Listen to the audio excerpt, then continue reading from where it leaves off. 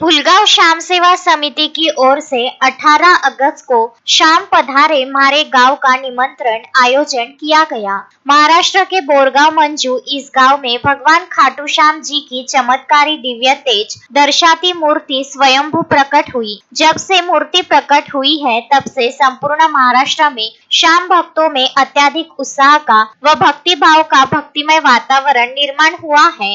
वैसे पुलगांव के शाम सेवा समिति के सदस्य और खाटू श्याम जी के भक्त नियमित रूप से प्रतिमाह दर्शन हेतु खाटू श्याम जी जाते हैं, किंतु यह स्वयंभू मूर्ति प्रकट होने से सभी श्याम भक्तों को इसका दर्शन लाभ मिले, इस दृष्टि से पंकज तड़स और नंदकिशोर शर्मा द्वारा स्वयंभू मूर्ति सुशोभित रथ में पुलगांव में लाई गई। दोपहर जैसे ही रथ पुलगांव पहुंचा, रथ से मूर्ति को दर्शनार्थ पुलगांव मार्केट में रखा गया, जहां उपस्थित भाविक भक्तों ने भगवान खाटू श्याम जी का लड्डू गोपाल जी का जय जयकार कर आरती की और प्रसाद वितरण किया गया। पुलगांव से मूर्ति संजय शर्मा परिवार के निवास पर दर्शन हेतु ले जाई गई और वहां से देवली हेतु दर्शनार्थ ले जाई जाएगी। अश्विन शाह, विदर्भ न्यूज, पुलगांव।